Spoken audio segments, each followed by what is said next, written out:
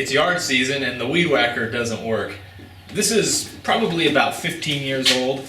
It's an Echo, and its symptoms are that it will start up and run for maybe about 5 to 10 minutes until it warms up, and then act like it's out of fuel. I've had this carburetor apart probably a dozen times trying to figure out what the problem is. I've replaced the little fuel pickup down here in the tank. I've eliminated the primer bulb, thinking that that might be the problem, but the symptoms persist, and all the while the weeds are getting exponentially taller. So I finally threw in the towel and bought a brand new Husqvarna weed whacker at Lowe's, which was really tough for me. I really don't like spending money, and I felt like a patsy the whole time. I felt like, what kind of a sucker buys a brand new full-bore retail weed whacker when he has one that probably is a fine machine, save for a very simple but unfound problem. But I think I figured out what the problem is with this thing, and I will feel like such a hero if I can bring that new thing back to the store and get my money back.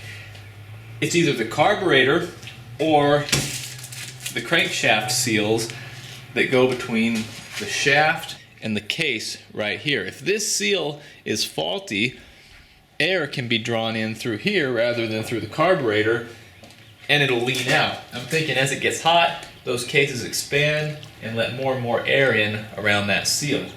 I bought both the seals and the carburetor. It cost me about $25, and I think that will bring this thing back to life. A word of warning though with the carburetor, and this is probably the main reason I'm even doing this video, but I can't believe the knockoff junk that is sold on eBay that's advertised as real. And this doesn't just apply to carburetors, and that's why I want to talk about this. The carburetor that this machine requires is a genuine Zama carburetor. If you look right here on the carburetor, you can see the name brand of the carburetor and where it's manufactured. It's a genuine factory part. I ordered a carburetor that was advertised as a Zama carburetor, and look what I got. Here's the box that it comes in.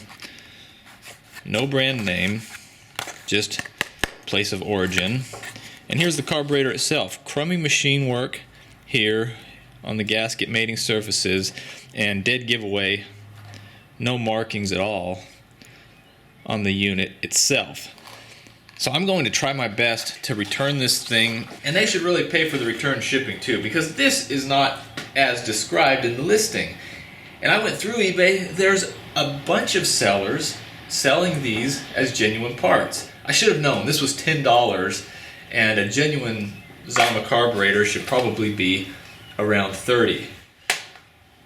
If I return this, I won't have a carburetor, but there's a chance that just replacing the seals will fix this machine, and then I will have a working weed whacker for only about $13, and I'll have the satisfaction of knowing that I fixed it, and I can throw that thing back into the big blue box store from whence it came. I've already done the seal on the flywheel side, but I still need to replace the one that's right here behind the starter mechanism.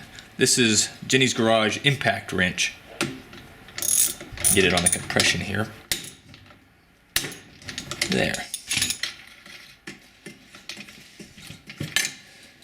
So there's the offending seal, and watch this. If I manipulate it with my probe, watch how loose it is. See?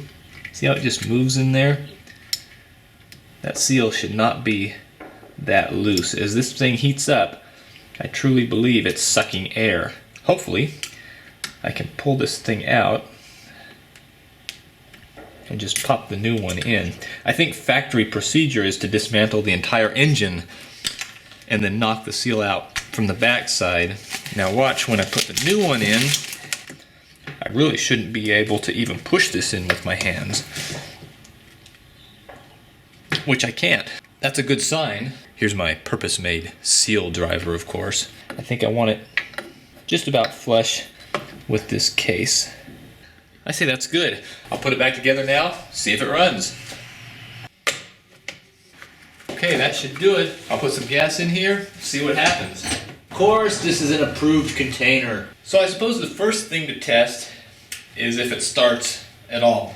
I may have ruined it somehow. Wouldn't be the first time.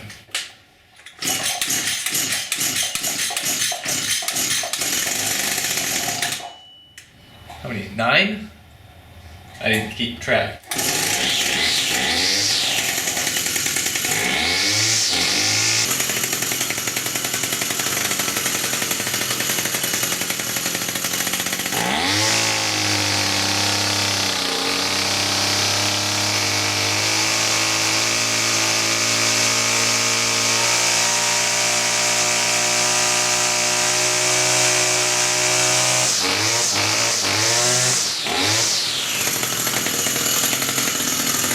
Okay, let's take it for a whack. I'll put my rubber boots on for this. You know, rubber boots are stylish. I've got a story about rubber boots. So here's the play. I'll start whacking, go up and start my cell phone stopwatch, and we'll see if this thing can last 20 or 30 minutes. If it does, I think it's fixed, and I'll have $200 coming back to me.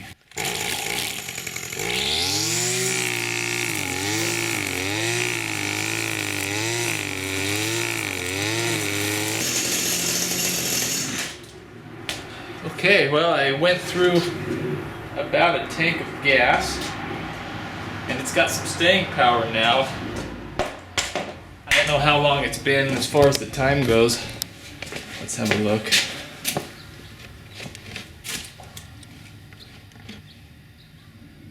Wow, 53 minutes, so almost an hour, and we're still going strong. I don't think it runs as good as it did when it was brand new.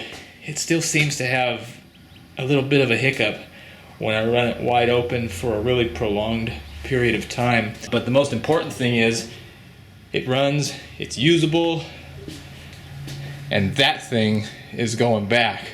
So I'm definitely in business. I'll get back at it. Thanks for watching.